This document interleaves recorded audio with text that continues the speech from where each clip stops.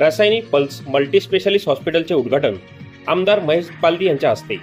अनेक वर्षापासून वैद्यकीय सेवा क्षेत्रात महत्त्वपूर्ण योगदान देणारे डॉक्टर सागर कांबळे, डॉक्टर परिणिता वानखडे यांच्या रसायन येथील पल्स मल्टीस्पेशालिस्ट हॉस्पिटलच्या नव्याने उभारण्यात आलेल्या वैद्यकीय अशा महत्त्वपूर्ण अत्याधुनिक सेवा सुविधा उपलब्ध असलेल्या भव्य दिव्य इमारतीचे उद्घाटन बुद्ध जयंती निमित्त 12 मे रोजी वासंबे ग्रामपंचायत सरपंच उमाताई मुंडे, माजी सरपंच संदीप मुंडे, पतंजली जनरल मॅनेजर संजीव भनवट, वरिष्ठ पोलीस निरीक्षक संजय बांगर, इस्रो अधिकारी SM भांडरे, डॉक्टर कुलकर्णी या प्रमुख पाहुण्यांच्या उपस्थितीत आमदार महेश पालदी यांच्या हस्ते झाले।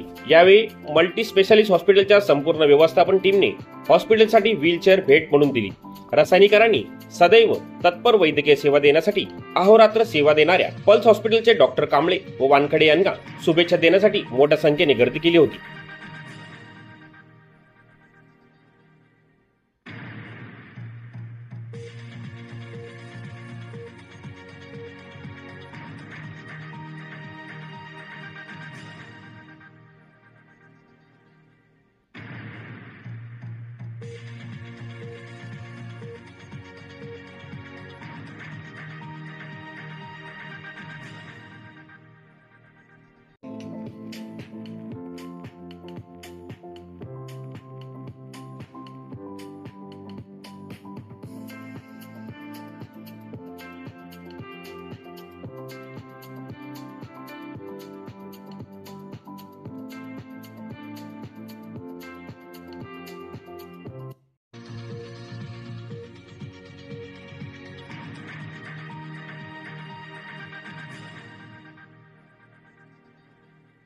नमस्कार मित्रांनो, मी डॉक्टर सागर कांबळे। माझं born and brought up Rasayani परिसरामध्ये झालं।